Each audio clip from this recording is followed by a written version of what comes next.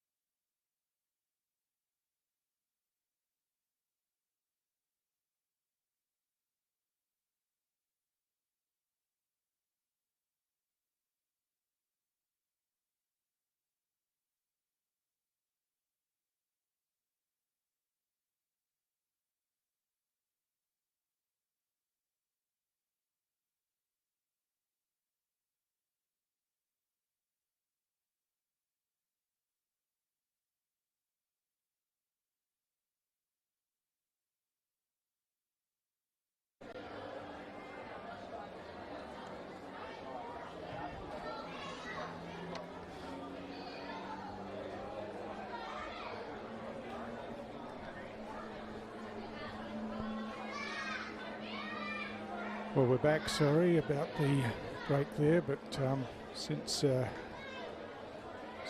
seems to have been fixed now, and we've got Tiwi with the ball in their back half. So we'll just try to bring things up to speed, just chipping it around across the back. And now called to play on the outer side of the ground, but Nightcliff have chopped this one off, drops into the hands of Philo, who kicks long towards goal, but dragged that one to the left and through for the behind only.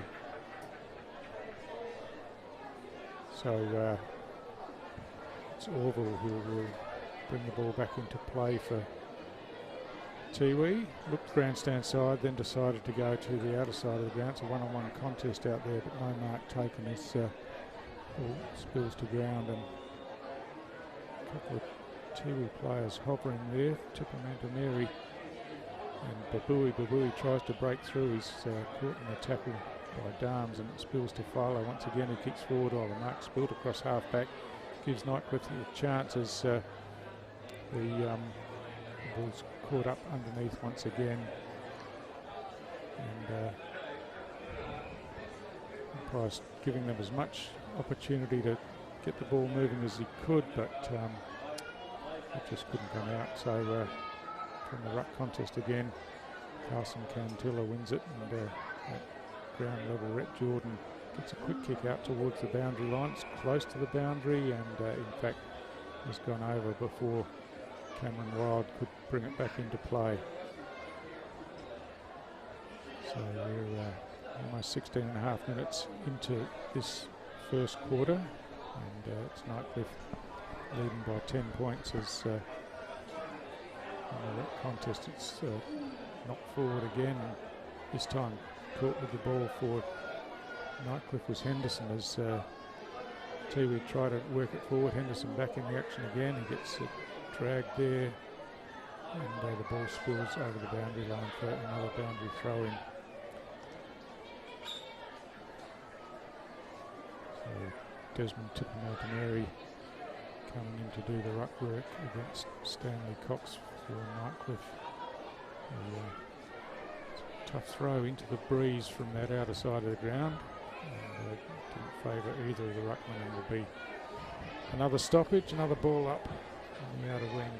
As Wild is the last one to stand up, hand the ball back as Cox wins that hit out towards the boundary line. Philo pounces on that, gathers just inside the boundary line, and then swings on the right boot down towards half forward. Carlson Cantilla takes possession, gets a hand pass inboard, but straight to his opposition as the kick goes over the head there of Thompson, but Thompson's given away the free kick by just making the tackle on Dylan Clark while he didn't have the ball. So Clark with an opportunity to score Nightcliff's third goal, and he'll be kicking from just inside the 50 line.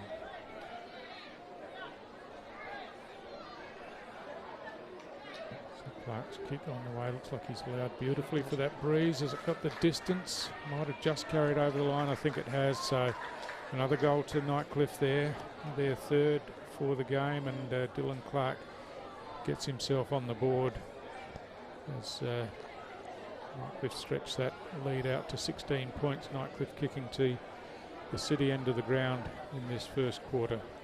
As Tiwi just trying to hold on. But Nightcliff have had a fair bit of the possession with 7 scoring shots to 1 so far in the game. Yeah, I think tackling is going to be pretty crucial for the Bombers. Obviously, you've got to be clean with those, and I think just giving away that free kick on that, getting the shot on goal, it's just going to be a little bit crucial that for Tiwi they're holding on to them, but obviously not giving away the free. So from the restart, they hit out one pretty easily, but Tiwi with the quick clearing kick, and now it falls into the hands of Port Jimmy, who looks short. His teammate was under plenty of pressure there. There's a crunching tackle into the back of Kiranua there, who handed it off to his captain Brendan Cantilla. Brendan Cantilla's kick is high into the forward pocket. Kim Cantilla at ground level snaps towards goal. But no, just couldn't bring it back quite far enough. And 3 for behind only. The teammates had their hands up in the air then. I thought that it was all going through. Yeah, so the breeze is really strong directly across the ground towards the outer side, so we're going to miracle kick for goal from there as Philo brings the ball back into play, thumps it down, and mark taken out there by Sim Lippo, who plays on quickly looking for Darms, but coming in defensively was Tipper Mantameri for Tiwi. He got tackled with the ball, gives away the free kick. The hand pass comes across the top to Darms now, and he tries a short drilling pass looking for Eilert. The ball gets reefed out of his hands, and now punched back towards the boundary line. Tipper Mantameri again. Hand passes inboard, this time to Thompson. Thompson looking to go backwards. Kick just falls short and puts Potts under plenty of pressure as the Nightcliff players pounce in numbers. Darms picks up, gets a quick hand pass forward, and now his kick comes inside forward 50. It's beautifully weighted to Moody, and Moody on the board again for Nightcliff, and they've just scored their 4th goal of the quarter, and a little bit easy in there as Moody runs off the ground, and he takes a break as the ball comes back to the centre of the ground, but Tiwi's pressure needed to be a bit stronger in defence there, needed to man up a bit better than they did, I think. Yeah, I think some just got caught a little bit of ball watching, got sucked in towards the contest, and just can't be letting Nightcliff get those easy goals, easy marks inside 50, and letting them just run in. It's going to kill them, but just got to obviously pay attention to the ball, but also your opponent. And the restart. It's Darwin who gets a kick off the side of the boot. Orville scrubbers one forward. It's a tap forward into the hands of Cantilla.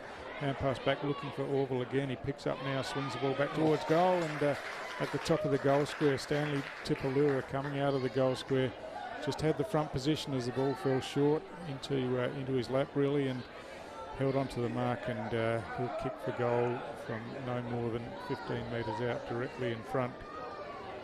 So Stanley Tipalura kick on the way, no problem at all, and a goal that Tiwi seriously needed as Nightcliff had started to get on a bit of a roll, but Stanley Tipalura has been in pretty good form the last few games, and interesting that at the moment they're starting out of the goal square. Yeah, he has been one of those players to really step up during Tiwi's winning streak, and definitely needs to have a big performance today if they want to go over the top of the ladder leaders. But they have gotten over the top of a ladder leader before this season, Stu, against St Mary's. Yeah, that was a fascinating game, one that was stopped short because of weather conditions, but Tiwi were in front late in the 3rd quarter, and of course that was enough to give them the win, but they were looking good that day anyway, as in that 3rd quarter they powered ahead. But we're underway again. Cantilla over the top just drops it down into the mud really, as it's kicked forward by Orville into the forward line, and at ground level King Cantilla shrugs the tackle, gets the hand pass out, but unfortunately Damien Dunn couldn't hold on to it, but they're in with an opportunity again as Nightcliff scramble to try to get it out of defence. That's a good kick, and finds Darms at half-back. He switches inboard, and they're just moving it through the hands now to Politis. Politis goes long down towards half-forward. Eilert couldn't take it on the one grab. The hand pass comes back in his direction. Now he's under some pressure. Cox gets the hand pass inboard looking for Wild. Wild hand passes forward, and now a kick off the outside of the boot, bounces towards goal, but just bounces 3-4 behind to Dylan Clark. Again for Nightcliff, and Tiwi chance to resettle with Paddy Heenan to bring the ball back into play. Heenan runs out of the defensive goal square, has a bounce, and now kicks along, but that's not well directed as Philo chops it off and drills a pass in. The mark's spilt down there, and Tiwi had the chance to tidy up through Tipper Mantameri. Gets it back to Darley. Darley with a good pass out of defence, and Jordan goes short to Port Jimmy, who looks to play on now, and he was wasn't far enough away from his opponent and just got caught in the tackle by Twycross, who gets it in now. Eilert at ground level, picks up, swings back on the right boot, kicks long into the forward 50. It's punched away by Potts after Nyhouse had first hands on it, but there's going to be a free kick paid to Nyhouse here for interference in that marking contest as the siren goes to end the first quarter, and Nyhouse will have a kick after the siren here to try to add to Nightcliff's lead. Nyhouse, who during the week was announced as the NTFL rep side captain. Of course, he's captain of the Nightcliff side, and looking to score here to further that lead. It's on the way, just stabs at it, but these teammates on the line are clapping it, and so a through for another Nightcliff goal, and so that answers the Tipalura goal a couple of minutes ago, and sees Nightcliff at quarter time here at Gardens Oval with a 22-point lead. Absolutely, a little bit of inaccuracy for the Tigers, but we'll be right back after this short break. Kazali's Palmerston Club. Come and check out our cafe, open 7 days a week. Our kids club is open Wednesday to Sunday nights, including weekend lunchtime. Enjoy hot meals with nightly specials at the bistro or cold drinks at the sports bar. Feeling lucky? Have a go at the latest machines in our gaming lounge or grab your mates for a round of pool. Family gatherings or casual meetings, we have something for everyone. Kazali's Palmerston Club, making a difference.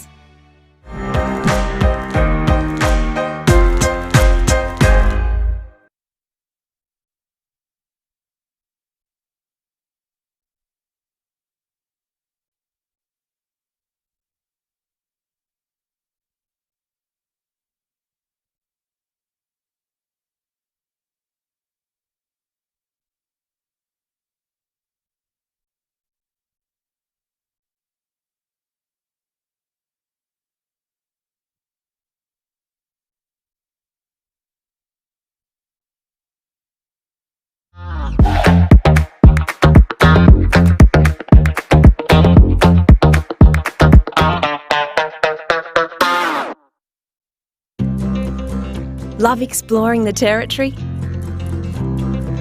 If you do, it's good to know that with TIO Comprehensive Car Insurance, if you have an accident covered by your policy, we're here to help with the reasonable costs of towing, as well as your additional emergency accommodation and travelling costs. So get out there and explore. Get a quote today. TIO, we're for Territorians.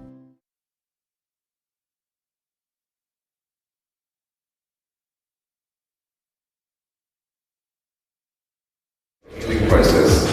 And a bit of constructive talk. I know it's hard, we've been all from the same footy club, but we've come together for this. Show that passion in the MC Guernsey, get in their face.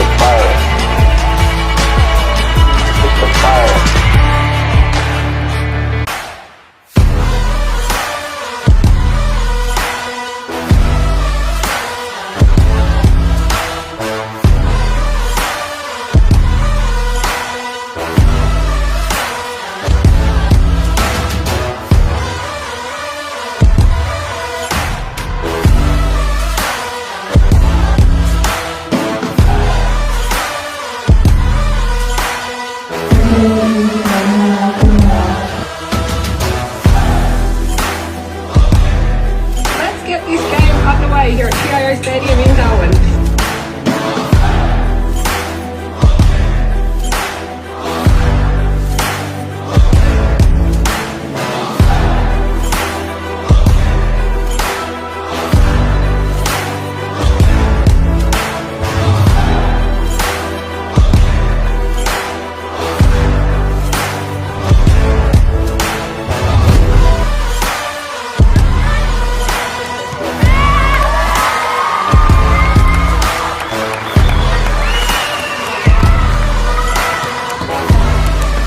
played their hearts out, and obviously it's not what we play, 6-6-6 and 7 on the bench, so it's a little bit different. But you know what, we can't ask for anything more. The girls put their bodies on the line, and they went in and they went hard, and you know, some of it was unrewarded, but that's footy.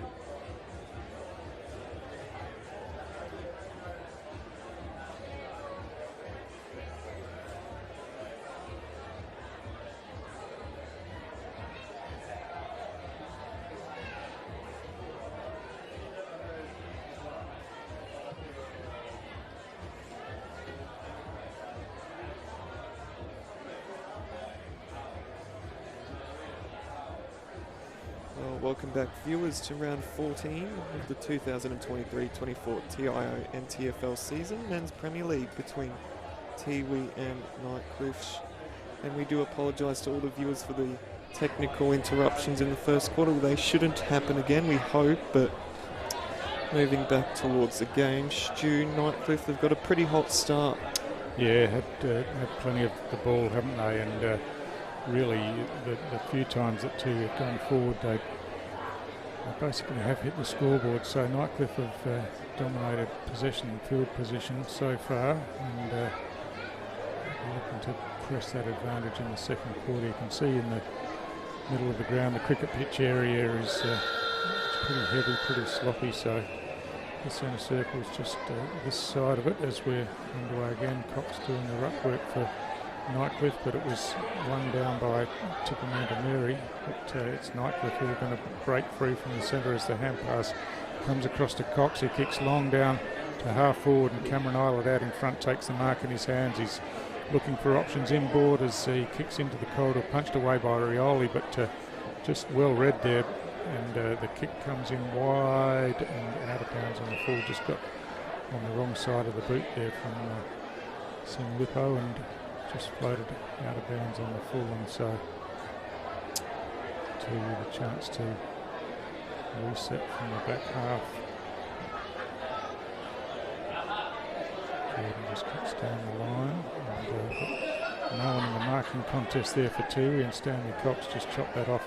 Hand passes round the back to Henderson. Henderson goes further inboard, but put his teammate under plenty of pressure there, and Henry Karanua was right on it and played the tackle, and he'll take the free kick just backward of centre. Kicks down towards half forward, but just missed the target. It bounced out the back, and here's a chance for Dunn running onto the ball, runs inside 50, kicks across the face of goal, and it's got carried away on the wind in the end and bounced out over the boundary line and out of bounds in the left forward pocket for Tiwi. Damien Dunn was rising star not too long ago, Stu, so got to keep a very close eye on him. Yeah, just an opportunity missed really. Perhaps didn't quite allow for that strong breeze going across the ground, but back into play. Cox wins a hit out down, and Nightcliff work it through the hands, and then the chip kick in. It's marked by Zach Moody coming up from his wing into defence. Kicks along the wing here. Hand pass over the top by Twycross, but it spills to the advantage of Moody again. His hand pass almost slipped off his hand looking for Darms there, but Darms is able to wheel back around and pick the ball up, and he's got a player out in plenty of space here in Clark. Clark kicks inboard. Nyhouse gets it on the bounce. Hand passes over his shoulder to Scott. Back to Nyhouse. Nyhouse dribbles a kick forward, and Sing Lippo on the line does his best to get out of the way of it. He does get out of the way of it, and allows it to bounced through, and so that's another goal to Ryan Nyhouse, who of course kicked the one after the siren in the first quarter, and is on the board again in the second quarter. Well, it looks like the ground conditions starting to have a little bit of effect on the skills. And of course the mud patch in the middle we have discussed, but it did rain in Darwin a little earlier today, so perhaps Garden's got a little bit of it. Yeah, there's been a bit all week, but that wind has been persistent for almost a whole week now, and the rest of the ground is in good condition. So it's just that heavy centre wicket area, which always does. Obviously here at Gardens Oval, a bit of push and shove there between Wild and Cantilla as umpire bounces, and that one's off target, and we'll have another go, and so will Wild and Cantilla as from the hit out. So Mountaineer wins it. It spills into the hands now of Simpson, of Darley. Darley's kick is uncharacteristically off the side of the boot and over the boundary line on the full. Nathan Brown with the kicking duties. It's of course Nathan Brown's 200th NTFL Premier League game today for Nightcliff, so a terrific performance by him as he drives the ball along the ground. Stanley Cox takes it on the second grab, claims it, and it was played to mark. Looking inboard, goes long instead down towards forward 50. Cameron Islet over the top, strongly gets the hand pass out, and he's left some damage in his way because he gets the possession again, gets the across the top, and here's a chance again for Nightcliff as the kick comes in from Clark, but just didn't have the distance on it and was forced through for a rush behind. Islet looking really dangerous so far. He took that strong contested mark a few minutes back and getting involved there, tossing and turning. So got to keep another eye on him. So Darley, the kick-in duties, finds Michael Dunn, who gives back to Darley, and Darley running through the middle of the ground finds Court Jimmy, who lost his footing momentarily but got back up now. Plays on to the outer side of the ground. A big leap over the back from Cantilla, but no mark taken. Thompson hand passes over the top. Henry Karanula, the chance, runs onto it now. Gets it out wide to Roy Cantilla. Roy Cantilla on the left boot, kicks towards goal. It's bouncing just short of the line, and working back there was Mitch Norton, who was happy to carry it through for a rush behind as now they work it through Henderson and up the middle of the ground. They get it in the hands of Philo, who hand passes over the top, and eventually out wide to Wild, running from half back. He kicks along the grandstand wing, but just got nudged as he kicked the ball, and that effect of his kick put it out on the full, and quickly Jordan has found Paddy Heenan at half back for Tiwi. Heenan slows things down now, not much ahead of him happening, so decides to go short and finds Desmond Tipperary at the back end of the centre square for Tiwi, who are kicking towards the city end of the ground in this second quarter. This kick's very close to the boundary line. I think the boundary umpires said that was marked inside the field of play, so Brendan Cantilla with a clean grab there under pressure. Hooks the ball back in towards centre half forward. It's beautifully directed and weighted, and I think you'll find that it's Roy Cantilla on the end of that. It is, and he's got the mark at centre half forward. On the mark on that 50-metre line, but you'll find that the 50-metre line isn't 50 metres from goal here, Ryan. It's it's quite a short ground, so it could well be within kicking range. And Cantilla looks pretty confident as he comes in now, thumps the ball towards goal. He's left that hanging out to the right and close to the boundary line, in fact, and off hands and over for a boundary throw-in. I think we're seeing a few out on the falls just because the centre square and circle's been moved a few metres closer towards the grandstand, so I'm sure everyone's more used to the larger wings. Throwing it front forward by Orville, but into the hands of Wild. He tries to get past an opponent, but got tackled, got the hand pass out, and put his teammate Wines under a bit of pressure, and eventually got forced over the boundary line for another throw-in. Well, credit to Tiwi's pressure so far, been really good. So from that contest, the ball batted forward. Henry Karanua first hands on it, but he got tackled as soon as he took possession down there by Peris. And it'll be the ball up once again. The players a bit confused as to who's going to do the ruck work, and consequently it's pretty easily taken then. It kicked directly sideways out of bounds. As Thaddeus Port Jimmy is claiming the free kick for deliberate, and that's the way it's going to be paid by Lancaster. And Port Jimmy just in the intersection of the boundary on the 50-metre line, kicks long towards goal. It's swinging back on the breeze, but just falls short. And Ben Vile back there takes the chest mark uncontested as Nightcliff try to work it through the hands again. Darms working back against Stanley Tipalura. Tipalura does it well to reach in and pick the ball up, then got tackled as he tried to kick. Norton chops it off on the bounce and then kicks long down towards the centre wing. They're out and running here as Clark's hand pass comes over the top but misses the target, and now Tiwi the chance to rebound the other way as it's picked up by Purantatameri Dunn through the hands there of his teammate Damien Dunn, but he was interfered with in the contest and he'll take the free kick. So looking to play on, but is made to go back over his mark, and now kicks short instead, and he finds Cunningham there who gives the ball back off, and a beautiful pass to Cantilla again. Roy Cantilla deep out on the outer side at half forward. So Roy Cantilla is back to the goals. As he walks back, he's pretty confident that he can make the distance here, but as we said, the breeze blowing basically into his face, and it was a pretty tough kick from the deep out wide there.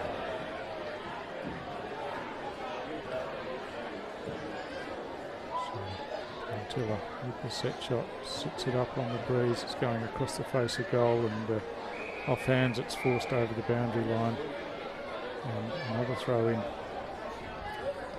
Up there where the groundkeeping gear comes through the gate, but no problem for the field of players. We wait for the ball to come back in. 10 minutes gone, second quarter. Nightcliff have kicked the only goal of the quarter so far as try to work it out of defence through the hands. Peris just bats it forward, and hand pass over the top is taken by Kennedy. His quick kick under pressure didn't cover much distance, and there's a bit of push and shove on the ground as the umpire comes in to ball up once again. So Nightcliff win that away through to the hands of Moody. Moody kicks long down the line. It's a well-placed kick, and the mark taken by Sing Lippo, or he almost slips as he kicks that ball, and so consequently it just scrubbed along the ground too, with a chance with the toe poke out. Purantatameri Dunn gets it out to Darley. Darley hand passes over the top looking for Michael Dunn, but it didn't reach him as Alaman Kinney came in and took it. Look back to Darley. It's pretty scrambly out there at the moment as Michael Dunn tries to run away. He gets caught as he kicks, which affects the kick off. Under pressure gets a hand pass forward. Oh, there's a toe poke into the mud patch, but they've done it pretty well in the end as Cunningham kicks long forward, but chopped off again, and Nightcliff rebounding here through Philo. Philo chips on the left out wide, and Cameron Wild sliding takes the mark just before the ball hits the ground, and he just goes back and slows things up now. It's called to play on, and Tiwi players come charging at him, but he gets his kick away. It's thumped forward, and Thompson out there lays the tackle now as Moody tries to hand pass backwards into the hands of Scott. He wheels around onto his right boot, hooks over his shoulder, and Nyhouse coming out from the goal square picks up. He's got three players out wide. Darms takes the mark, hand passes across to Sing Lippo. So there's two players there that had no one within 30 metres of them as they raffled who was going to kick the goal, and Darms, doing the unselfish thing, got the hand pass across to Sing Lippo for a walk-in goal for Nightcliff. Yeah, well, after about 7-8 minutes of basically just an arm wrestle. You get a goal as easy as you like for Nightcliff. That's pretty poor from the Tiwi defence. Got to be a bit sharper on that. Maybe just a little bit of wear from the constant running that has been for the last 7 minutes. So yeah, it's also starting to see a lot more players slip over, so conditions not getting much better. Yeah, just some worrying scoreboard signs here for Tiwi. You know, they were well in the game against Waratah last week for the first half and got overrun a bit, and things look like they're starting a bit early here, but we know what they can do if they get a run going, as it's paddled forward and the Cantilla hand passes over the top as Dunn gives it back to Darley. Darley swings around on his left boot, kicks inside forward 50. It's over the top of Kim Cantilla back there, as it's Rinaldi back there, got the hand pass forward but couldn't find his teammate Brown, and it went over the boundary line for a throw in. Just missing that sort of key target for Tiwi at the moment inside forward 50. Just struggling with their marks. So from the throw in, Babui doing the ruck work, took it out of the ruck and hooked the ball forward over his shoulder. Oh, good use of the body by Stanley Tipalura. Runs back onto the ball, swings back in now, kicks on the outside of the boot, but he hasn't caught that in the right part of the football, and it's floated right across the face of goal and out of bounds on the full and over the fence. So Cameron Islet will go back and retrieve the spare footy from behind the goals and bring the ball back into play for Nightcliff.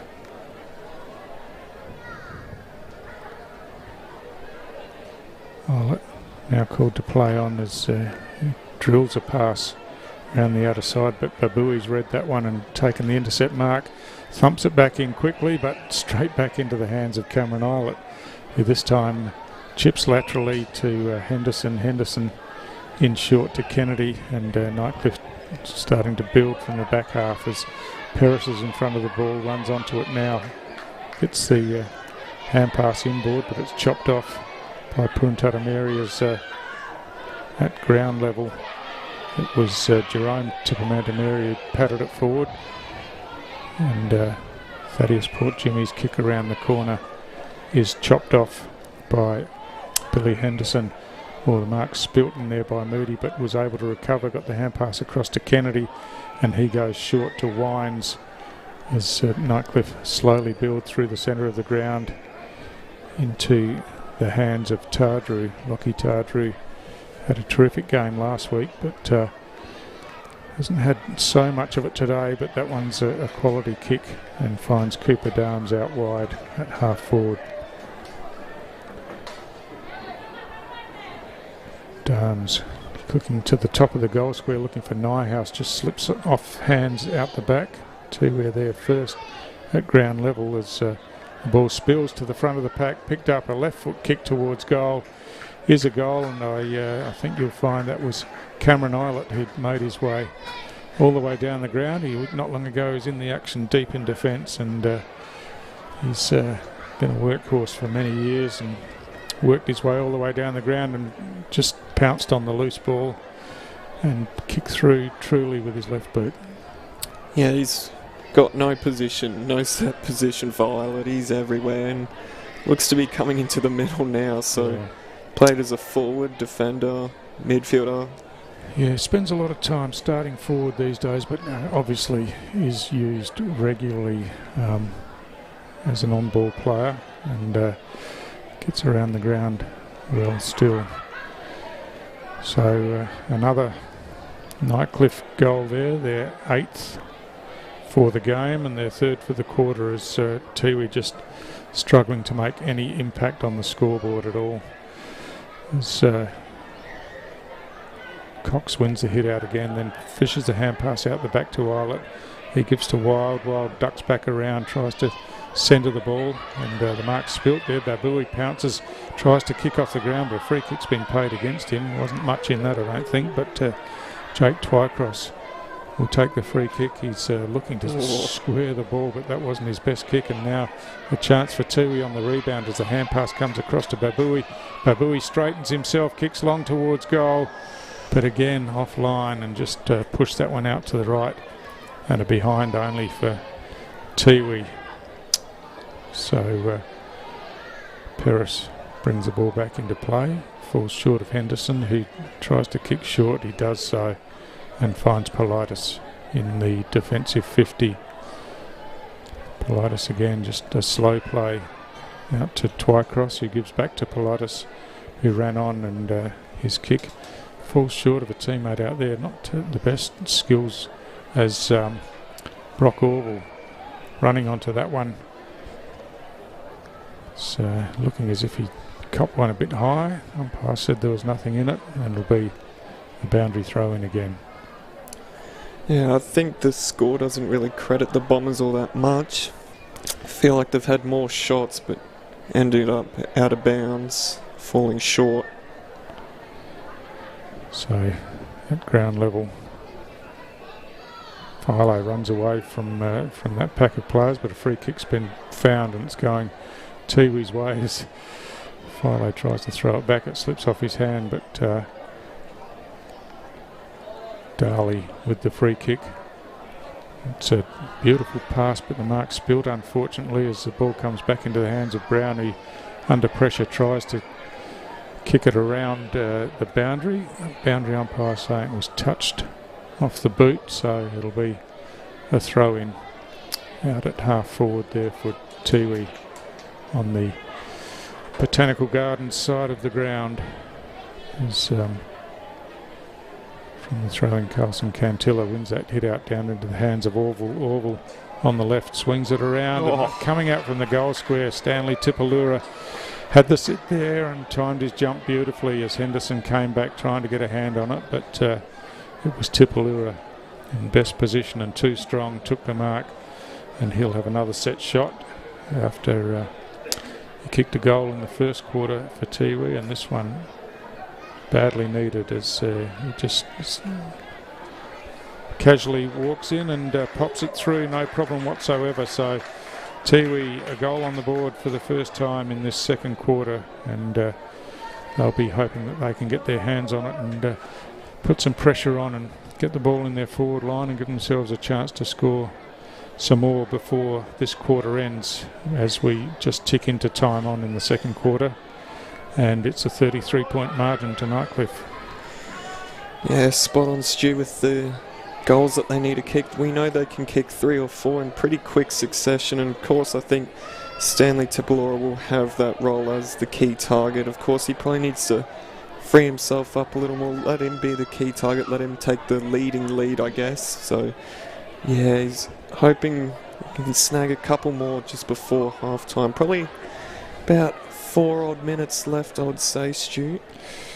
Yep, so from the restart, Cantilla reaches over the top, bats it forward, Orville tries to run onto it, then just gets bumped over. He's back in again, working hard at ground level, but picked up by Kennedy, who thumps it forward, sitting underneath it. The mark's taken, and Tiwi looking to rebound as it comes into the hands of Damien Dunn, cleverly gets around the player on the mark and then chips inboard, and the mark taken there by Rioli, Braden Rioli on the left.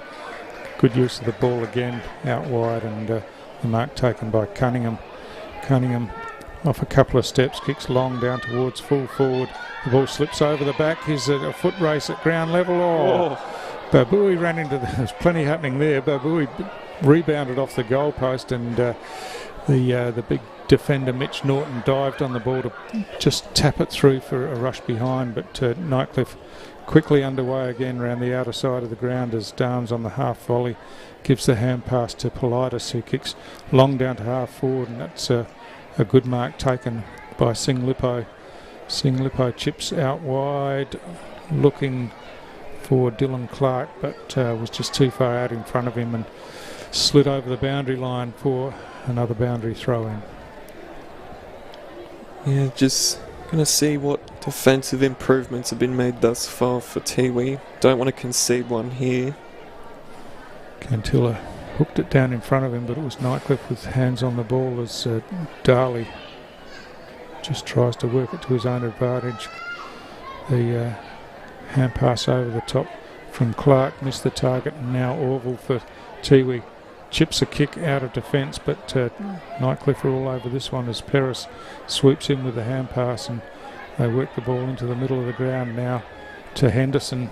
Henderson on the left boot kicks forward, but well read out of defence by Paddy Heenan. He's off and running with a bounce now. He's in some trouble as he slips over, tries to hand pass back to Brendan Cantilla. That's worked, and Cantilla gets a hand pass forward, but Henderson chops it off again. And now it's Tardru who kicks in towards half forward, picked up there by Moody. It picks up and kicks long down towards goal. It's running along the ground and bounces into the behind post. So it'll be a boundary throw in right next to that left behind post for Nightcliff as the clock ticks over 23 minutes in this second quarter, and we wait for the boundary throw in. So Tiwi under pressure again as the throw-in comes in.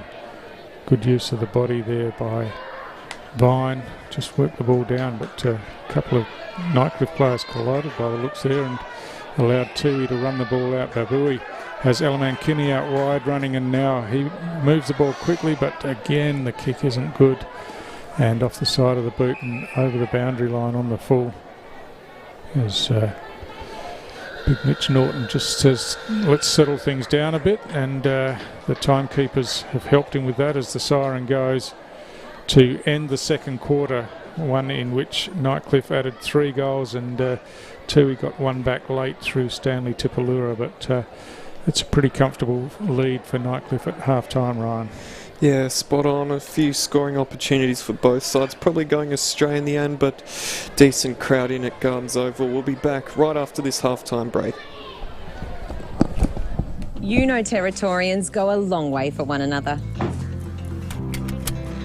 So it's good to know that with TIO Comprehensive Car Insurance, if you have an accident covered by your policy, we're here to help with the reasonable costs of towing, as well as your additional emergency accommodation and travelling expenses. And that goes a long way when you're away. Get a quote today. TIO, we're for Territorians.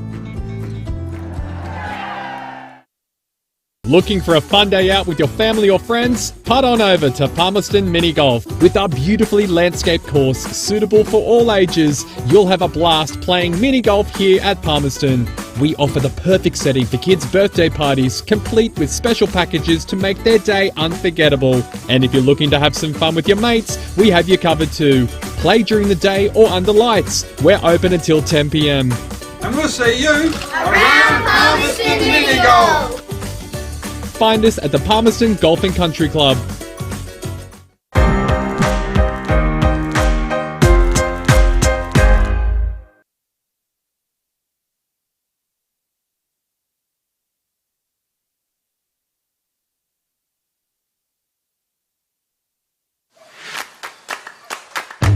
So we're here on a Friday night for our NAB AFL Auskick, where we run a girls only option, and the kids are pumped, ready to rock and roll and have some fun with the footy. We signed our daughter up for Auskick because her big brother did Auskick last year and she just loves it. I thought signing her up for a girls only group would be a great chance for her to kind of be with some friends in a comfortable environment.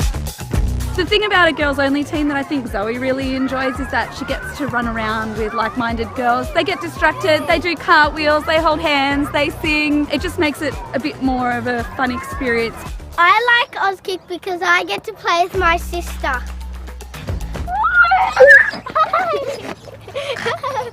We love Auskick! A number of parents have asked if their daughter has to be in your girls group, and they don't. There will be some girls that will naturally just gravitate to brothers or cousins and join the boys group and have just as much fun if it were to be single sex. So yeah, there's definitely options there every Friday night. My girls just love interacting with the other girls here. They love kicking a footy, they love learning the skills, and they love the hot dog at the end. I love joining in with my girls. I actually can't help myself, and I love to see the skills not only of my kids but of the other kids in their girls only group really developing over the clinic.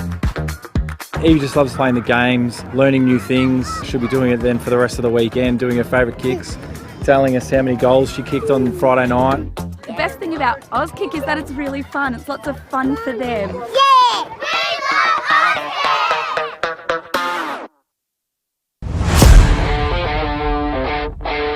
And best pace in the ruck, and he'll be up against Big Johnson. Up they go. Johnson won it quite comfortably down in favour. Who gets the clearance? Wanderers get the clearance. Do it beautifully. Over the back. Nice spoil in defence, but they're swinging the ball around. It should be a goal. Mummery with his first kick back with Wanderers, and it was 17 seconds into the game. Michael Mummery, a goal. There you go.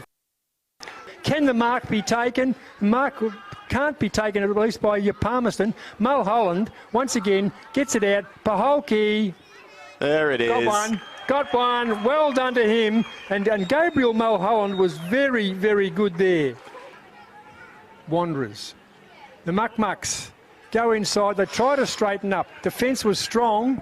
Motlop over to Mummery. Mummery sells the dummy, sells another one, kicks across his left shoulder, and I reckon he's got his third. Michael Mummery, this is your game. Welcome back to the Muck-Mucks. Because Ashton Hams has certainly been their best, had plenty of possession, but Mulholland has the footy, has a chance, runs into an open goal and nails it. Well done to him, 43 seconds in. The 150 gamer in pursuit. Oh. Kicked off the ground, goal. I reckon that was a goal-whopping tackle, but that is a huge goal for the Wanderers now. Ben Agnew. Agnew bangs it inside his forward 50. Over the back. Goal, open goal. Surely to goodness. No, it was touched. And when he kicked it, the Magpie player is confident, but the goal umpire actually had the ball touched. But changed to a goal. Advance. Wanderers working overtime. Sells a dummy, runs around, kicks around his body, and he nailed it. Well, now it's only a 10-point game, Ian. How about that? Agnew. Can't see what's happening. Ball in dispute. Here they go. Davey, Waylon Davey. This is bread and butter for him. This is old money for old Jam. He loves it, Ian. He loves it. Well, so he should, but he's got to get more. Ashton Hams. Hams, forward. Ball on the ground. In dispute. Paholke there. Someone's got to show a bit of courage. Ball up there. Dragged out. And that's Davey again. It's Davey, Waylon Davey again. He has been the spark, the energy, whatever you can call him, Ian. He has been exceptional this last term. Thorne, been good. Shane Thorne roosts it forward. Mark not taken. Ball on the ground. Ball in dispute. Running into an open goal, and Wanderers back in front. Does not miss those. Does not miss those. As a ruckman should do in defence. Running around wide and hard and strong. Such Taylor. But they've got to get it out there wider. It is. That's a goal, and we're trying to figure out who that is, but it's a quick goal. Wanderers. Nice kick forward. In dispute. Oh, cleverly done. So clever. Well done. Marcus Totham, the skipper. Is that the match-winning goal by the skipper? Puts it through, no worries at all. It's an 18-point win. It's Wanderers' second win of the season. Magpies 9-8-62. Wanderers 11-14-80.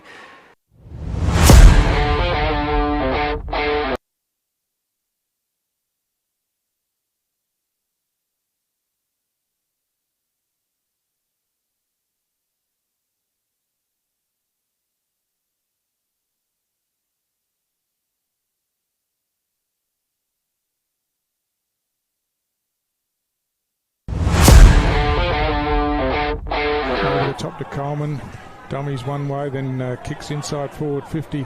Cutting across the front was Armat Watkins. It comes into the hands of Phoenix Spicer. He swings around on the right boot. It's going to bounce in the goal square. It keeps bouncing. There's a diving attempt on the goal line, but I don't think a hand has been laid on it, and it's bounced all the way through for a goal to Phoenix Spicer. Darwin at ground level, scrambling hard Grant, but it's picked up down there by Brett. Brett swings on the left foot. He's got a player all out in space by himself, and that's Steele. He runs off now and kicks on the outside of the boot. I don't know how he got himself in so much space out the back, Gray, but there as it spills to ground level, and eventually there's a long kick inside forward 50. Bit of a use of the body there as it comes to ground level now, running into the open goal, and it's a point goal. as eventually they worked it all the way forward, and Lockie O'Brien got on the end of it and out of position, couldn't take the mark, but he's first to recover, swings a hand pass back inboard. It comes out the back to Partington. Partington kicks long towards goal, looks good, it's gone all the way through, and that's a good finish. And down, juggled attempt at mark, but the hand pass comes back inboard. Ryan kicks long into space over the back. There's a player out there all by himself. Once again, it's Lockie O'Brien, who there's a couple of times they've had a player out the back, no one near them, and they've moved the ball in quickly. Warwick Williams for Pint pounces on that one, kicks the ball long inside forward 50. Pint players in space again as the kick comes in towards goal. They've got one out the back again, and it's Ryan, and this time Matt Ryan was in the goal square out the back, and the kick came to him, and another walk-in goal for Pint. A one-on-one contest. Campbell's in trouble here. He punches the ball away. Matt Ryan at ground level picks up, hand passes outboard. Steele on the left foot swings it back towards goal, and that's a terrific finish there. They work it through the middle of the ground now, and the ball comes out wide, and the mark's taken by Brett, who didn't have to change stride as he took the mark. Kicks over the top. I think it's gone all the way as Moroney tried to dive at it, trying to get a hand to it, but it got over him. Comes in to give assistance, chips a kick around the corner to Bolch, who juggles it but couldn't take the mark, and that's opened the door for Pint again with a long shot at goal, and it's Benjamin Brett once again who got on the end of that, and another terrific finish from Benjamin Brett, and can't do so.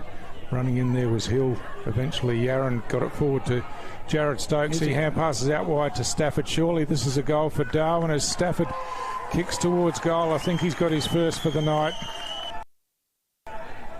Inboard to Stokes. Jared Stokes goes long straight down the middle of the ground from the marking contest. The ball at ground level. Hand pass comes out. Matt Watkins with a snapshot towards goal. It's bouncing in the goal square. It's going all the way through. And that woke us up, Gray, after about 5 minutes of not much action.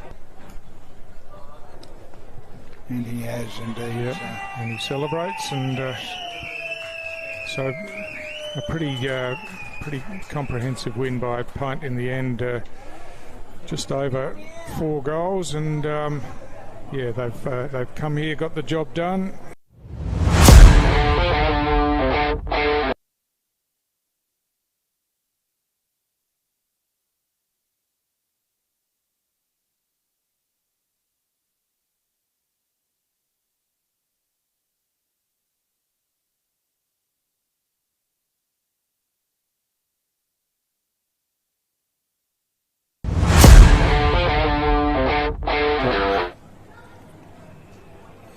Yes, it's all one-on-one stuff at this stage. Islett's had a snap, Stewie, and I think he might have got it. I think he has. He likes it, and the goal umpire had to make a bit of ground, but got it through. So, and now swings around inboard, kicks long down towards full forward. Oh, beautifully read off hands by Offermans, and he runs into the open goal and bangs it straight through for St Mary's second. He fishes it out to Seth Harris, who kicks long towards half forward. Saints running through there. Klusky this time chips the ball towards the goal. It's going all the way through. I say chips it. He chips it about 45 metres and it sails through easily. So he's a powerful kick. He can give Nightcliff the chance to rebound, and they've got all the players out the back here as it comes in. Running onto it down here, Emery, it's just gone too far for him, and Ben Brown's come in. He tapped it towards the boundary line, but weight of numbers is going to tell here as the hand pass comes from Butcher to Kennedy. Kennedy swings around. Sing Lippo's in the goal square saying I'm free, but Kennedy knows where the goals are, and he's banged that one through. Ted Castle going to be first to the ball. Weaves one way, back the other now. Drills the centering ball. That's a great kick into the hands of Paredes, and now he just waltzes forward. Oh, he's almost run into the player in front of him, but I think he's finished with a goal. But that was a fantastic centering kick from both Ted Castle. Inside by Edwards. He swings in around. He's got Butcher in the goal square. It's wobbling towards him, and Butcher takes the mark. He's running around now and gets a hand pass over the top, and Cooper Darms right on the goal line this time. He looks up to a pretty packed Nightcliff forward line. He kicks long now in the Butcher direction, but only got one hand to it as ball spills out now. Sing Lippo just weaves a bit of magic, hooks the ball back. It's going to be close. I think it's going to go through. That's a fantastic finish from Tristan Singlipo, and something special out of what we said was a pretty scrambly opening to this third quarter, but he takes a good mark. He chips inboard, but that's going to be chopped off by Dylan Lant, who runs through half forward now, chips the ball over the top, finds Vallejo. He hands it off to Jack Lant, strolling through the corridor. He kicks along towards goal from about 25 metres out, puts it straight through, no problem whatsoever. So we're underway again. The ball's hacked off the ground in the middle, out wide. Darms tries to kick it off the ground, then picks it up himself, runs towards goal, kicks long towards goal. That's a terrific finish from Cooper Darms, straight through the middle, and he's got Nightcliff one back, and one that they really needed after a couple of quick ones from Saints. Dylan Lant in these remaining minutes. So Morris from the ruck contest kicks that straight out towards the boundary line. Scott runs onto it now, and he's off and running with a bounce back inboard. He's got players running forward. One of those is Emery, and Emery takes the mark, and he's inside forward 50 now. Has a bounce as he gallops towards goal. Has a second bounce as the defenders close in, but he's made it all the way and kicked it from a couple of metres out, and you would have to think, Gray, that that'll be the sealer in this game. A couple of hands on heads. And there it is. It's all over here at TIO Stadium. Nightcliff have beaten St Mary's, ended a 7-game winning streak from the Saints. Nightcliff have kicked 11-9-75 and beaten St Mary's 8-10-58 in a very good game of football, though.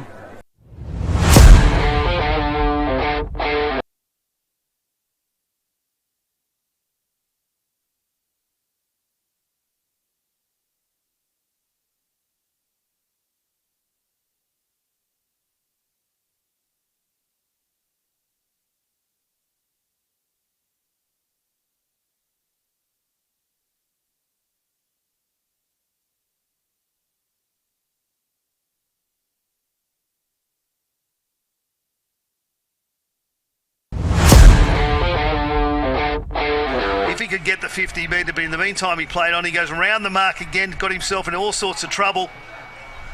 Shagged off the boot. And Brenda pops the first one in. It's been an outstanding find for the Crocs this year. He's kicked a few goals for him early. Garner knocks it forward. Kirby's looking for someone to give it to. Handballs it off pretty quickly as he lines it up. And Bacaro gets the next one for Waratah. By the Crocs out of the ruck, but picked up. Magro. I think he knows where the goals are here at Gardens Oval. He's done that a few times in his career, and a lovely snap over the shoulder for Jaden Magro. Again, a rocket pass just over Magro's head that time. Picked it up and kicked it off the ground, and he's got it.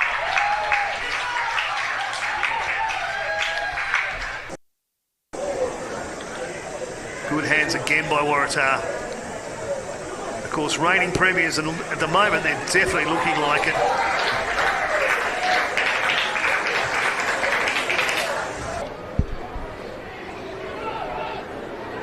Still waiting for a clearance.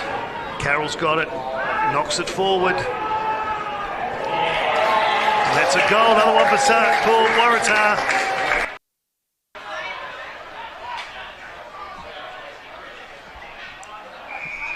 Umpire saw a free there. Is he going to call? Let him play it on. Grab in defence. Arata could, with the ball, drop that ball. Picked up by Palmer. Palmer's going to walk in and pop that one over the head. So a bit of a clanger there by Arata, James Arata, and back in by Manzini. Nice touch over there to Schwartz, and I think Schwartz may have that one by the looks of Brandon's hands, so Schwartz has kicked that one. Another nice pass. A lot of loose players going to run through now, you would expect in this final quarter. Over the top, and he's going to get a free kick. And to put Southern Districts back in front. And the goal umpire looks straight above the head. That's pretty obvious that one's through. So Jared Brandon gets his third for the night. Southern Districts will move back out in the middle again. Big grab here from either side will be really important. Bo Schwartz has probably as for Southern Districts. With his second of the night, took his time. They're all in around him. I think they understand how important that was. 12-8-80 to 13-11-89. 28-minute mark of the final quarter. 3-point lead to Southern Districts. A big mark. You just know he's going to take his time here. There's a siren. As Carroll comes in. Sorry, Bowden. Welcome back to Gardens Oval. Just a bit of a delay coming back, but Nightcliff have the ball in their forward half as Tiwi now looking to run it out of defence. Brendan Cantilla on the outside of the boot, kicks along in towards the centre of the square. Babui gets a punch forward, and now at ground level Purintatameri Dunn kicks along, but well read in defence by Mitch Norton, who chops that one off at half back for Nightcliff and just settles things down as he kicks towards the outer side of the ground. Tardru does well to control the ball, gives it by hand to Brown. Brown hand pass forward to Nyhouse, who's kicking about 30 metres backwards to find his teammate Wines. Wines chips in short, finds Moody, who gives by hand back to Wines, who kept running, and he chips into Philo, who just takes the mark and now props and kicks out wide, and it's a good pass finding Tristan Singh-Lippo out in some space just outside of the forward 50, so he's going back as if he's going to take a set shot here. Clearly fancies himself from way downtown. Yeah, he's taken a decent run up at it, and now builds and kicks long. Ball swinging back, that's not going to come back far enough, and in fact just sneaks inside the behind post there, so the behind to Nightcliff as Sam Daly just strolls back to retrieve the ball, and we'll bring it back in for Tiwi.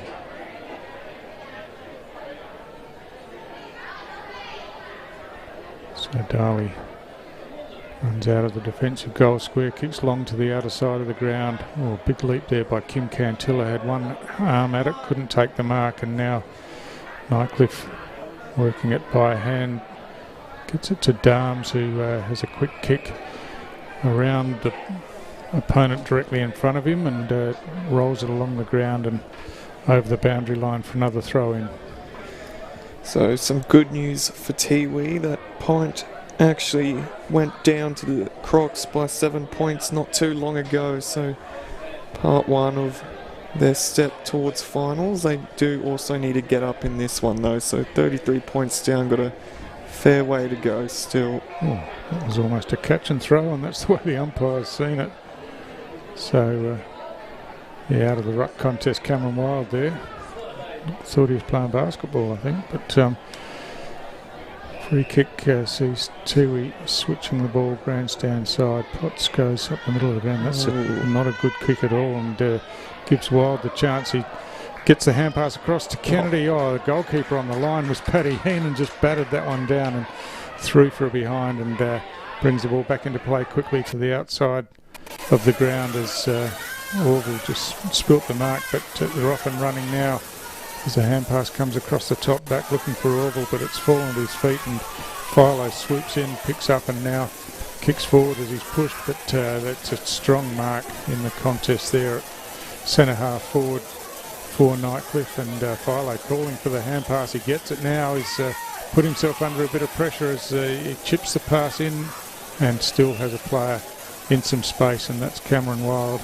No, it's not, it's Cooper Darms who's looking to give it off as well to Wild, in fact, and Wild gets it on the bounce, kicks high towards goal, swinging back but not far enough, so probably wasn't all that well done by Nightcliff then. Just ran themselves into some trouble when they really had an opportunity for a set shot, a gettable set shot goal, but not too much damage done as Paddy Heenan goes short to Thompson. And Thompson short again to Michael Dunn in the back pocket. But really need some forward movement to try and get on the scoreboard as Nightcliff have just clogged this up again. Nyhouse chips inboard to centre half forward, and the mark taken by Lockie Tardrew, and this time I'm pretty sure he's going to go back and take the set shot, and he'll be kicking from about 40 out directly in front. So all the action's been in Nightcliff's forward half in the early stages of this third quarter.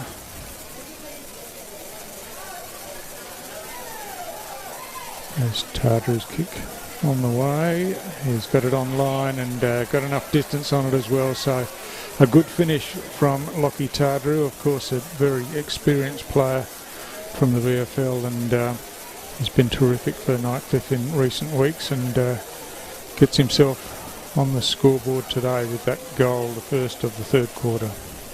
Yeah, 5.5 minutes gone. It was only really a matter of time before Nightcliff got on the board in the major way in the second half. They were having a few shots, some were drifting and sliding, but Tardrew, he had a stellar week last week, 43 disposals, great game, and hasn't had much today, but big goal there to start the second half.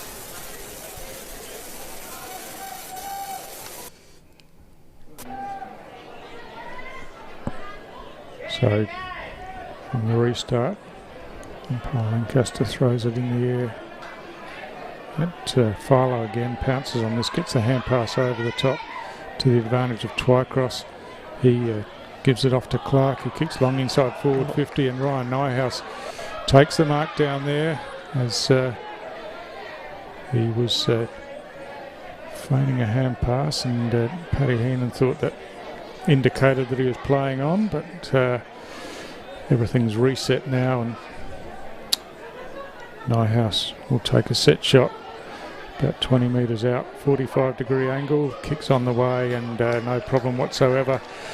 He claps it through, so do his teammates, and Nyhouse kicks his third for the game. Of course, Ryan Nyhouse is a renowned defender for Nightcliff, and just in recent weeks he's been trialled forward, and this is, without knowing precisely, I'd say this is probably his most productive game forward. He's 3 goals on the board, and really giving them a target to go for, and obviously that leadership that he provides in the forward half as well, with a couple of young forwards to help them out. So be interesting to see where he lines up when they play against some of the top sides in going into finals. But yeah, I'm not sure he'll play forward in the rep game on Wednesday night. I think the thinking there will be that he's a defender, and that's where he plays his best football. But we're back underway. Brock Orwell runs onto that, runs his head into an opponent. Cameron Wild saying, I didn't have much choice there, he ran into me, but the free kick was paid anyway, and Orwell goes wide looking for Cantilla, who spilt the mark, and off the ground falls into the hands of Thompson. Thompson round the outer side of the ground, and just reaching over the top there, Luke Wines with the fist gets it over the boundary line, and it'll be a throw in again at half forward for Tiwi. Tiwi in pretty desperate need of a response here, just being caught playing behind their man to start off this third term, so just need to focus in, be the first one to the ball. So Ben Vile doing the ruck work for Nightcliff. It's thumped forward for Tiwi by Desmond Tippermantameri at ground level. It's some strong contest down there as Moody gets wrapped up in the tackle, and it'll be a free kick to Moody for high contact. He goes short. Some acrobatic work there from Port Jimmy as he tried to spoil. Now the two forwards are putting the pressure on here as eventually it spills to Roy Cantilla. He slips as he tries to kick around the corner, and some slick hands by Nightcliff see him work the ball out of defence. Oh, a volley from a couple of feet off the ground as Babui wins it himself and then tries to deliver forward, but just missed the target, and it's chopped off in defence by Mitch Norton, who gets it to the outer side of the ground where Wild has a bit of space, and he drills a pass around looking for Cameron Eilert, but the ball fell short of him and was forced over the boundary line for another throw-in. Bit of everything from the Tiwi forwards this far, but definitely might need to pull out some tricks to get back into this one. 46 points down. So Vile wins this hit out, knocks it forward. Rinaldi on the pick-up gets the hand pass up and comes back to Vile with a sweeping hand pass over the top. Now Scott to Darms out wide to Eilert.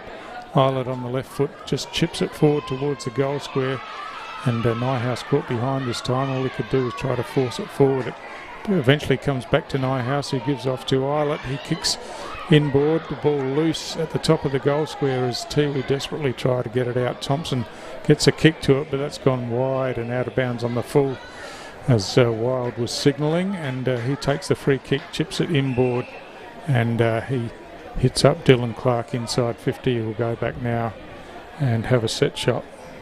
Sam Darley not impressed. Just let someone float into the 50, unmanned as well, so not good at all. So Dylan Clark with the set shot. Kick on the way, looks pretty good, it is, and through for another Nightcliff goal in this third quarter. So they've started this quarter as they did the second with the first 3 goals of the quarter, and really at this stage putting the game out of Tiwi's reach, you would think, as that lead stretches out to in excess of 50 points about halfway through the third quarter. Yeah, spot on, Stu. Even though we know that Tiwi can score quickly, it's sort of these moments where the opposition does get their run and you just feel a little bit of deflation from the Bombers, but still hoping that they can snag some back, really try to bring themselves back in and set themselves up for a 4th term comeback. But plenty of work to do still. Yeah, we know that Nightcliff set up really well defensively, so Cox in the ruck gets that one down as he's lurking there again, but it comes out. Tardry thumps it forward for Tiwi, but at ground level Thompson hand passes forward, misses Keranua on the hand pass, but he recovers well, lays the tackle on Twycross, but umpire says he had no opportunity to get rid of that, and it'll be a ball up. Thought the umpire might have taken it off to the side of that mud patch there, but no harm done as the hit out's won by Cox. But again, a strong tackle, this time by Darley, and another ball up. Umpire gets it going quickly as Cox wins a hit out. But at ground level, Tiwi first hands on the ball. That looks like a tackle over the shoulder, but not paid that way by the umpire as Edward Purantatameri Dunn hands the ball back. And from the stoppage, poor Jimmy just bats it forward. Purantatameri Dunn breaks through, gets a hand pass inboard. It's hacked off the ground by Heenan down into some space at half forward, but Nightcliff are first there. Good defensive pressure puts that tackle on, and the chance to turn it over. Orville couldn't pick it up cleanly at the first attempt, and now the Tiwi forwards under plenty of pressure, and another stoppage, this time at the front edge of the centre square in the Tiwi forward half. So the ball spills out here where Philo in space and time gets the hand pass out wide to Cameron Eilert. Eilert kicks along the line to a one-on-one contest. Out the back it's Vile who picks up and kicks along towards goal. It's going across the face. Babui's going to be first there. Cleverly ducks back inboard and hits up a pass to Darley, who's got players all around him. Vile reefs it out of the hands and the ball spills free, and the outcome is going to be a Tiwi free kick to Sam Darley. So Darley just waiting for the ball to be retrieved.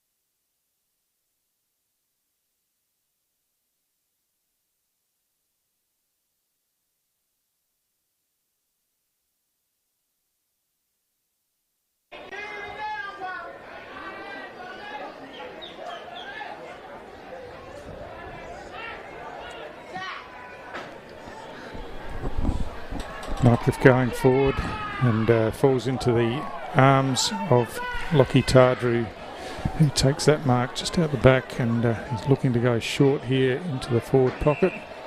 He does so on the mark taken down there by Nathan Brown in his 200th game, and looks like he'll have a rare opportunity for a shot at goal.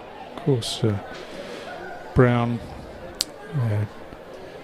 predominantly a defender, obviously given a chance to go forward here to see if he can get himself on the scoreboard. Looks like he's hung that one out to the right, and I think it's just a bit of confusion about whether this is behind or out of bounds. I think it might have been out of bounds on the full. It is, and it's going to be a Tiwi free kick to be taken by Sam Darley. He chips across the face of goal to Paddy Heenan, who slows things down. There's a 50-metre penalty going to be paid here for stepping over the mark, and so that'll relieve the pressure for Tiwi as they march the ball down to the centre square. And Heenan now called to play on. Drills a pass out wide, picked up nicely on the half volley by Cantilla. In fact, it's Kerenua on the left boot, and that's a beautiful pass inboard and finds Cunningham inside forward 50. So good work there by Henry Kerenua as Orville runs around the back trying to receive a hand pass, but it's Dale Cunningham who'll go back and take the set shot for goal.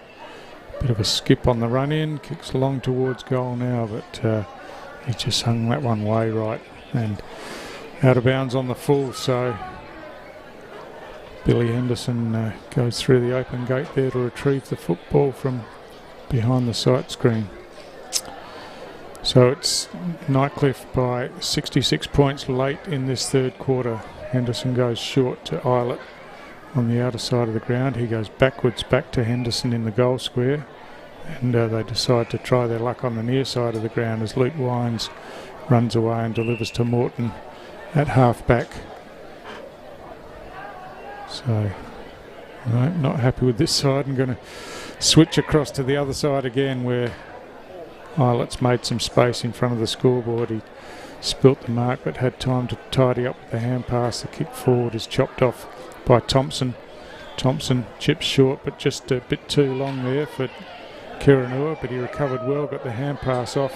Thompson kept running, received the hand pass, kicked inboard, but good defensive work by Henderson. He just chipped in before the mark could be taken, and Darms on the half volley hand passes back, but it's picked up here this time by Tipamanta Mary, who runs long, kicks towards goal, but again Nightcliff set up behind the play, and Norton just tidies up the pass to Eilert, and he goes short inboard to Wines, and Nightcliff look like they're just happy to wind the clock down in the final stages of this third quarter, as some players picking up some pretty easy stats in the back half. This time Eilert's kick is chopped off by Kerenua. Kerenua chips in short and finds Carlson Cantilla.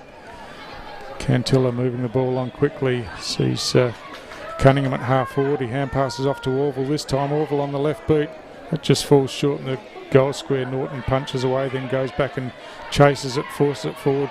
Tipalura hand passes inboard to Orville. He gets caught with the ball, eventually gets a hand pass out, and Nightcliff with plenty of numbers back work it out through the hands, and Darms gets it over to Twycross, who goes back to Wines, and Wines has Peris free in the corridor at half back. Peris chips it out wide again, and this time Henderson takes the mark uncontested and kicks along the line where Tardrew takes the mark. He plays on quickly into the centre of the ground now as Twycross takes the mark, and the siren goes before Scott can get his hands on that ball to end the third quarter, one that was again dominated by Nightcliff. They scored 5 goals, and Tiwi didn't bother the scorers at all. So a disappointing quarter for the Tiwi Bombers sees Nightcliff with an 11-goal lead at three-quarter time. Yeah, spot on, Stu. Things might get a little bit ugly in that fourth term, but we'll be right back after this short break. Kazali's Palmerston Club. Come and check out our cafe, open 7 days a week. Our kids club is open Wednesday to Sunday nights, including weekend lunchtime. Enjoy hot meals with nightly specials at the bistro or cold drinks at the sports bar. Feeling lucky? Have a go at the latest machines in our gaming lounge or grab your mates for a round of pool. Family gatherings or casual meetings, we have something for everyone. Kazali's Palmerston Club, making a difference.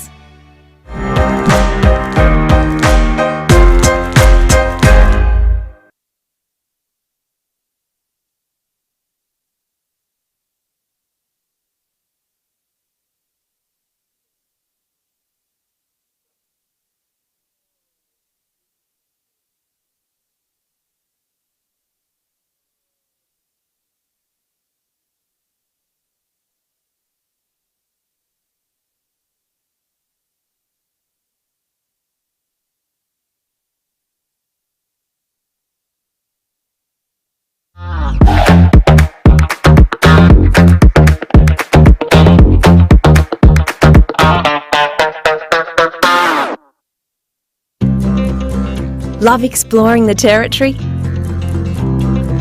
If you do, it's good to know that with TIO Comprehensive Car Insurance, if you have an accident covered by your policy, we're here to help with the reasonable costs of towing, as well as your additional emergency accommodation and travelling costs. So get out there and explore.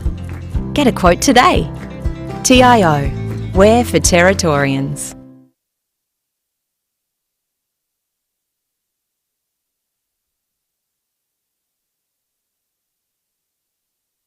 Process. And a bit of constructive talk. I know it's hard, we've been all from the same footy club, but we've come together for this. Show that passion in the MC Guernsey, get in their face.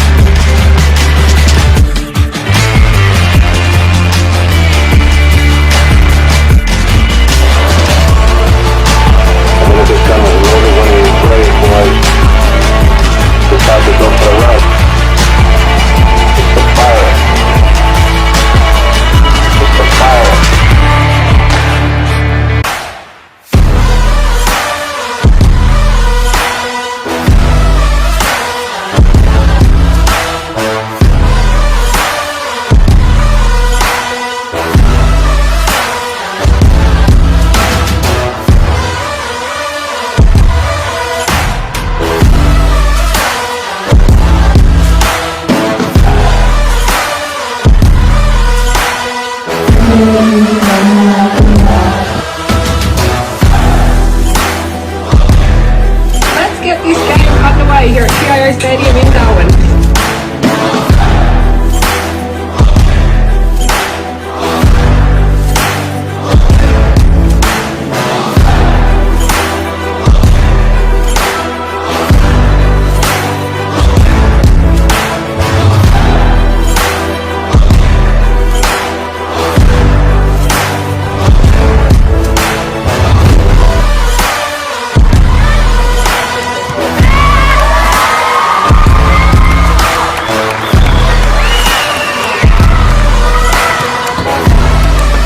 Played their hearts out, and obviously it's not what we play 6-6-6 and 7 on the bench, so it's a little bit different, but you know what, we can't ask for anything more. The girls put their bodies on the line, and they went in and they went hard, and you know, some of it was unrewarded, but that's footy.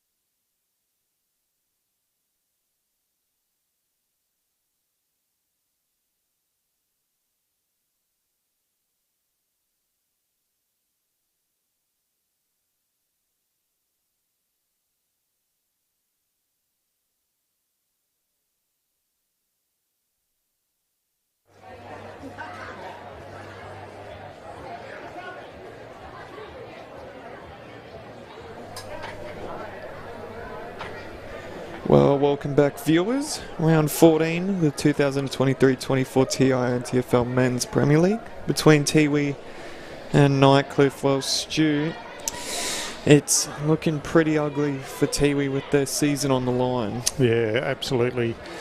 We were hoping for a bit better contest here today, but Nightcliff, of course, have their own ambitions for the season and coming to the game sitting on top of the ladder and really want to maintain that. They have a bye to come, so every win is crucial with the top 5 teams. Really, even just one win between the 1st and 5th coming into this round, and Nightcliff were the sole team out, a game ahead of the chasing pack. But they certainly seem to be hitting the straps at the right time of year. Coach Lee Crossman's got them working beautifully, and it's all backed on their defence, I think, and they're strong in defence and disciplined and well set up. But we're underway as the ball comes out to Philo, who, as usual, has had plenty of the football today, and his kick goes out wide. Keranua at ground level just got worried out of it in the end, and Scott kicks short around the outer side of the ground and finds Wild quickly off, delivers to Kennedy on the pass, and Kennedy gets it in quickly into the forward half, but just punched away. Good defensive work down there by Braden Rioli. Gets it over the line and out for a boundary throw-in. Yeah, talking about Nightcliff being top of the ladder, expect to see them go very deep in the upcoming final series. Yeah, of course, won 3 premierships in a row a few years ago, but been out of grand final action for a couple of years now as Wild wins that hit out down. The hand pass over the top from Tardru. Comes back to Tardru now, or just ducks through a couple of Tiwi defenders, kicks on the outside of the boot and bangs it through for a very clever goal. So Nightcliff marching on early in this final quarter with a great goal to Lockie Tardru. Yeah, been one of the better players today. Not a whole lot of the ball stats wise, but the kind of impact he's having with the ball has been probably the worst thing Tiwi could imagine. Yeah, Tiwi just haven't had those stars around the ball. Some of the players that have been terrific for them all year, the Cantillas, Kim Cantilla and Carlson Cantilla and Brendan just gone missing a bit today. It's just been unfortunate, and I'm sure that Nightcliff will put some time into them, aware that they're the danger players. As Tipalura, who's having a run in the middle of the ground, wins the clearance for Tiwi. His kick just fell a bit short, and now it's rebounding as Scott picks up, gets past an opponent and keeps running, and now delivers forward. Mark just spilt there as the hand pass comes across to Kennedy. Kennedy hand passes over the top, but it's Michael Thompson who picks up and is happy to walk that one through for a rush behind. Paddy Heenan now coming grandstand side as he goes straight down the middle of the ground to Carlson Cantilla in the end. He marks it half back. He chips in short to Orville. Orville wheels around on the right boot, kicks long over the top. That's a good pass, and the mark running with the flight of the ball taken by Rhett Jordan for Tiwi, and he marks inside forward 50, and we'll go back and have a set shot for goal.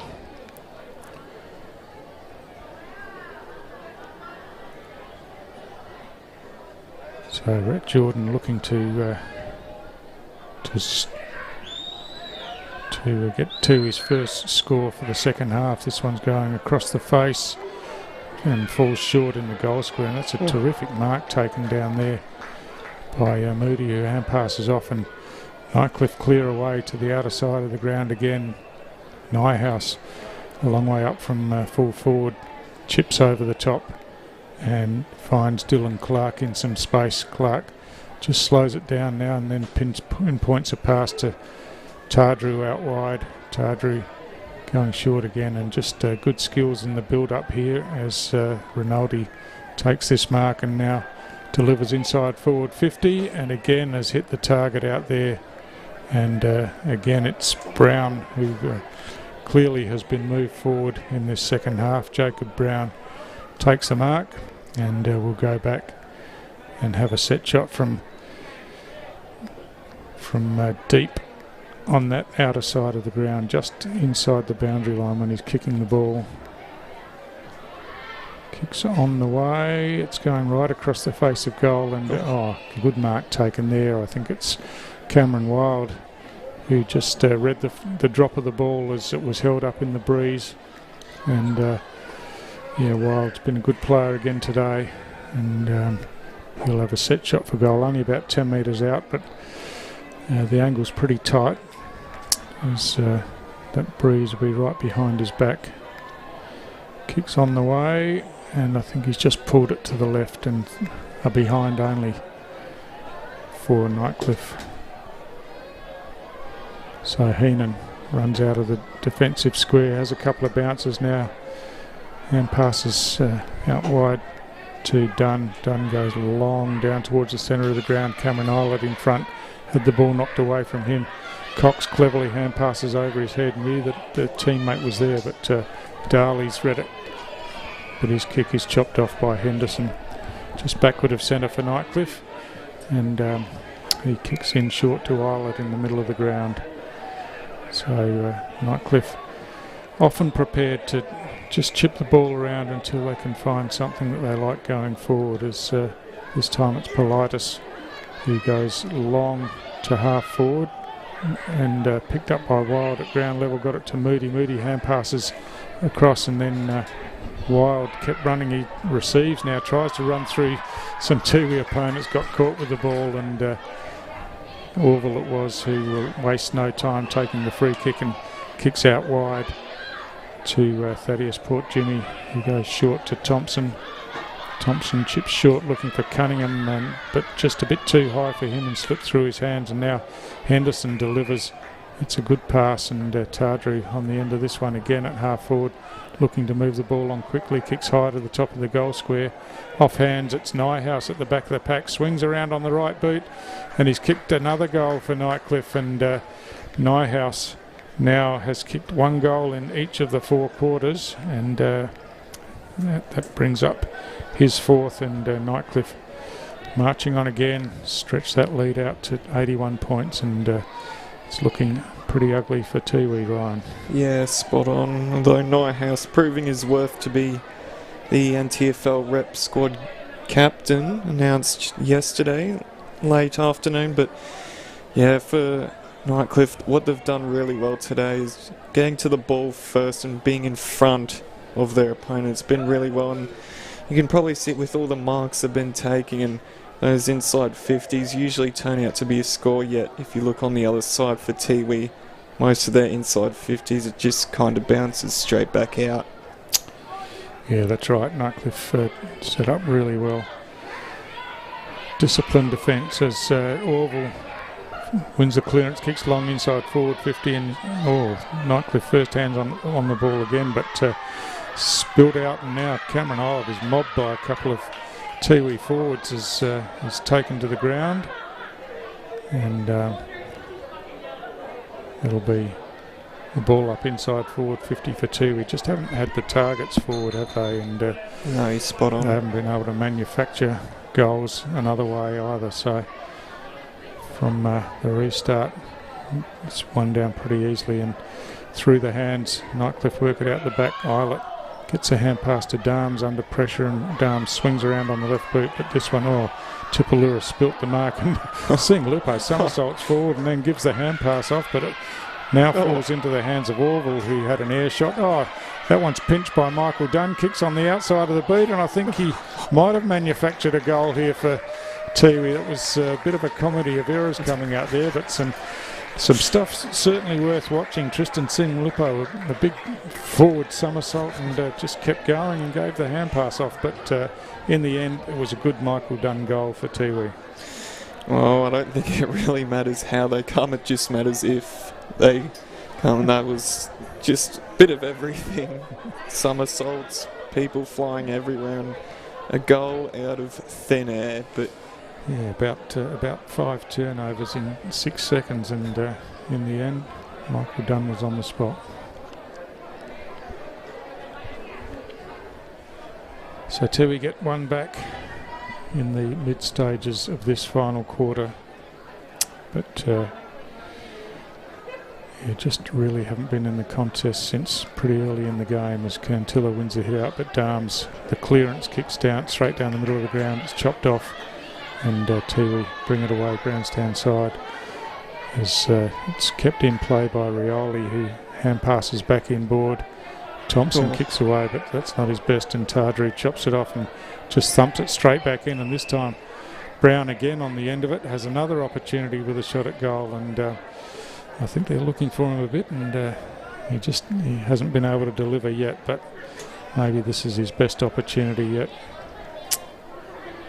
I think it's probably the kindest angle he's had, and great angle for us. Yeah, it is a great angle for us with the breeze from left to right here. His kicks on the way, he's allowed too much for that, and in fact hooked it into the breeze and just snuck it in for another behind. He gets a consoling tap on the back from Brody Philo, but yeah, I'm sure he's looking to get himself on the board. Just needs to hang around closer to the goal square, I think. It'll come eventually as Darley brings the ball into play to the outer side of the ground, and then follows up, receives a hand pass, he kicks inboard looking for Tipperman Mary, who spilt the mark, but got it back, and now the chip pass. Oh, Paddy Heenan got a bit of attention, and then looks like he's made contact with the face there, and he's going to go in the book, unfortunately, as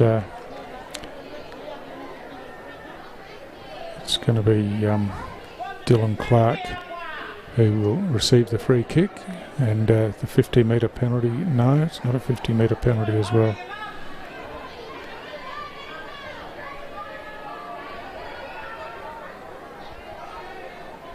So Clark sees Eilert in some space at half forward and just chips the ball across to him, and now Cameron Eilert, he's looking for something further afield as well, but misses the target. Port Jimmy spilt the mark there, and there's plenty of Tiwi defenders around it, but they're just trying to scramble it out, can't get their hands on it at the moment, as Brown hand passes over the top. Darms has his kick smothered, he's back in the action, toe pokes it forward, looking to regather himself, but Tiwi defenders swarming around it, and eventually it's forced over the boundary line for another throw in.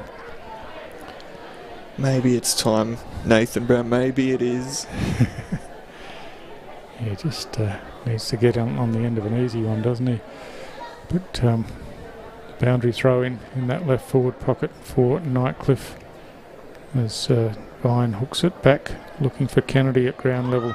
He's tackled with the ball that slips out, and now clearing kick from Thompson. It goes over the head of Eilert and into the hands of Alaman Kinney, backward of the centre wing.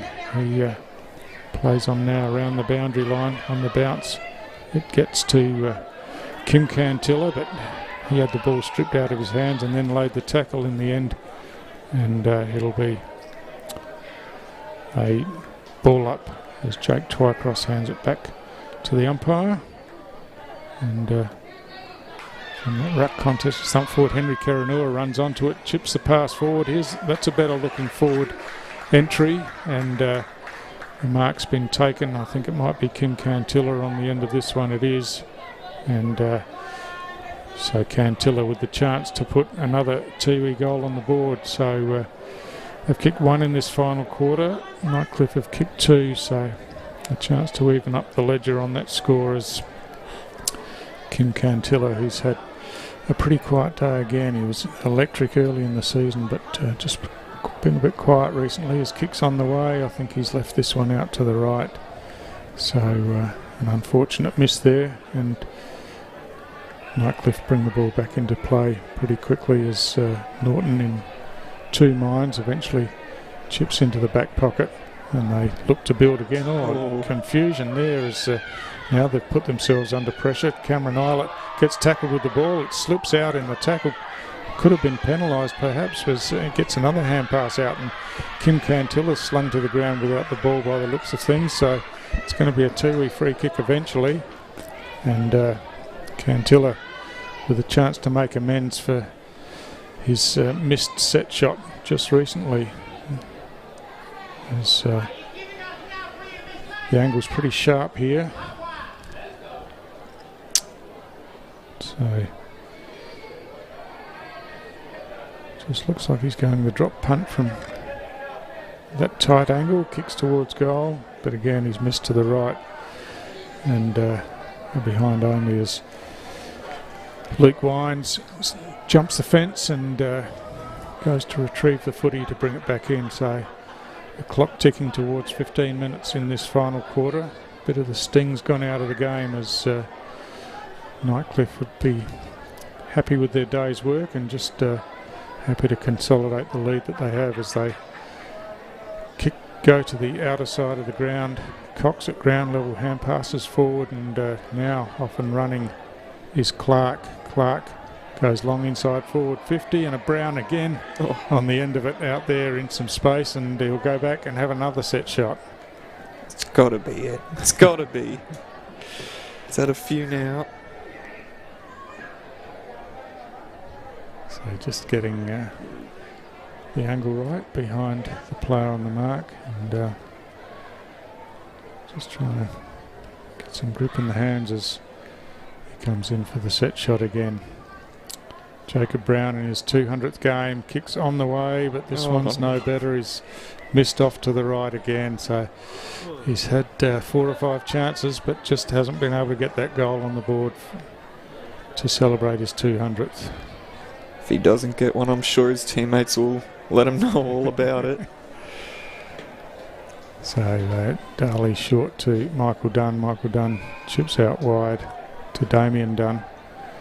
Damien Dunn inboard to Thaddeus Port Jimmy, and he swings around on the left now to Babui in some space out here. Babui chips inboard, so this is good use of the footy by Tiwi as Brendan Cantilla takes the mark, now gives off to Darley running from behind. He gives out wide to Babui, who goes a long barrel inside forward 50 off hands. The ball slips over the back, but Nightcliff ever reliable in defence as the chip comes out, and they go forward through the middle of the ground. Eilert gives it off to Tardrew, to Clark, to Wild long down towards the goal square, and Brown down there again, couldn't take the mark this time, and Thompson tidies up with a short pass to Brendan Cantilla. He's off and running with a bounce, and he chips in, but it's double fisted away by Cox from Nightcliff over the boundary line, and it'll be a boundary throw in. So just the 3 goals have been scored in this final quarter, 2 to Nightcliff, 1 to Tiwi, as the clock goes past 17 minutes. So from that throw in, Cox bats it down but straight into the hands of Tipamanda Mary, who delivers inside the forward half to Kim Cantilla again. He's marked just outside 50. He's looking for a leading player. He's got one over the back there. The kick is good. But the mark spilled.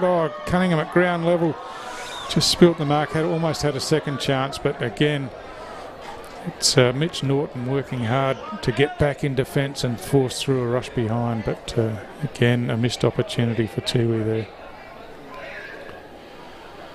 Brodie Philo all over the ground as we're used to, doing the kick-in duties now, goes long to the outer side of the ground, punched away from behind by Dunn, but he couldn't clean it up on the rebound as Nightcliff working it through the middle of the ground. Comes to Clark again, he goes long inside 50 looking for Brown. It's punched away from him at ground level. It's Singh Lippo doing some more acrobatics down there. He hooks over his shoulder, but this time couldn't bring it back. And another behind to Nightcliff. So they've wasted some opportunities in this last quarter, but it's going to be a pretty healthy win in the end anyway, as it's marked down there by Tipper Madameri, who gives off to Darley.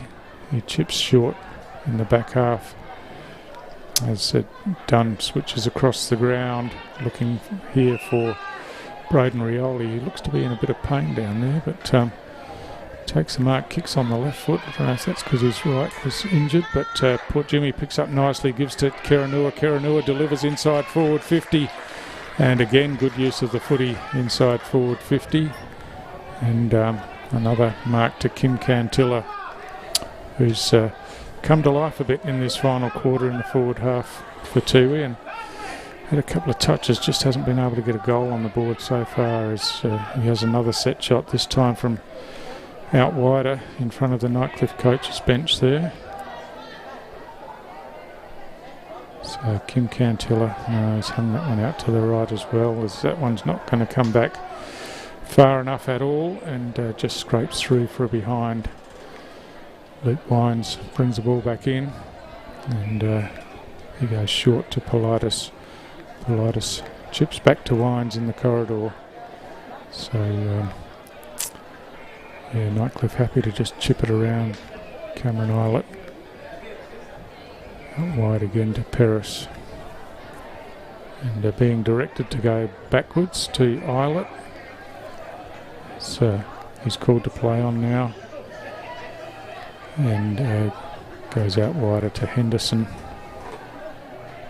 Wild spilt a mark there, which could allow a turnover, but Nightcliff teammates come in and put the pressure on and work the ball forward, but it's spilled out the back now as the sling tackle gets rid of Potts for Tiwi, and it was illegal, so he'll take the free kick, and then a bit tardy in getting the ball back to him, so it's going to be a 50-metre penalty, and so this should be a real opportunity for Tiwi to score another goal in this final quarter, as Daniel Potts gets marched down the ground, and he'll be kicking from only about 30 metres out, pretty much directly in front.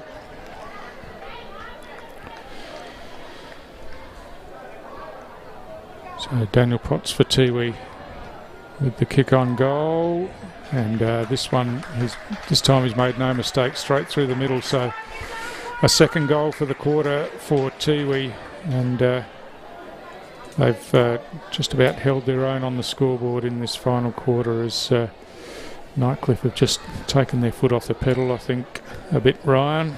Yeah, spot on, Stu. They'll be very happy with this. Just get the win and make sure they stay on top of the ladder, of course, pending, I believe, St Mary's and Wanderers after this game at 7 p.m. But yeah, unfortunately it looks to be Tiwi's season is over.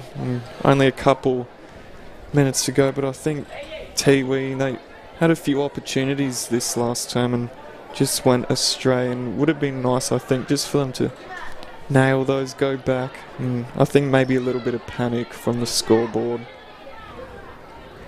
So Cox on the second attempt gets a paddle forward as it's picked up in the middle of the ground and hand passed backwards, but the tackle's missed.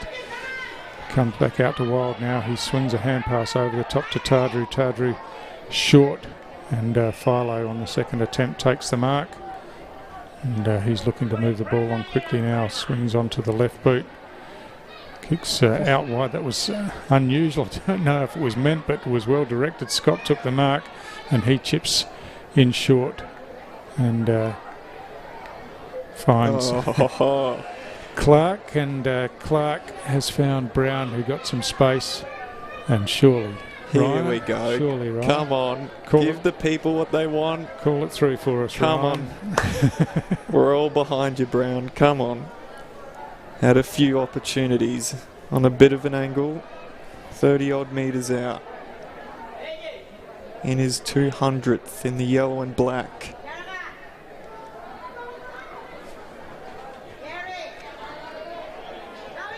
Has he got it this time? He has.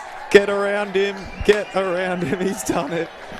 And as the teammates rush over, there it is. Finally, Stu, we got there. It took a few set shots, but we're there, and it's a goal. Nathan Brown in his 200th. Congratulations. Yeah, and I think every one of his teammates on the ground got around him then, and eventually he'll have a smile on his face now, and I think he's actually being taken off the ground once he's got the goal. So, yeah, Nightcliff just stretch that lead out again. They do have the bye next week, so they'll be happy to go into their bye round clear on top of the ladder, and look to work for their last couple of games running into finals after that. But Tiwi, the season over as far as finals are concerned, but still a bit to play for them, I think, as the season pans out. They've had a much improved season this year under coach Patrick Bowden, and they'll take positives into next season as Carson Cantilla wins the hit out. But at ground level, it's Darley got a quick hand pass out, but didn't really hit a target as Wild gets stripped of the ball, and now running away, Cantilla chips inboard. That's a good pass, and he finds Keranua, who just swings it on the left out wide there, and there's a long shot at goal. It's going to fall short from Rhett Jordan, and it's marked in the back half by Mitch Norton. Another solid game in defence by Norton as he delivers out wide, and Nightcliff just chipping it around. Henderson takes the mark inboard.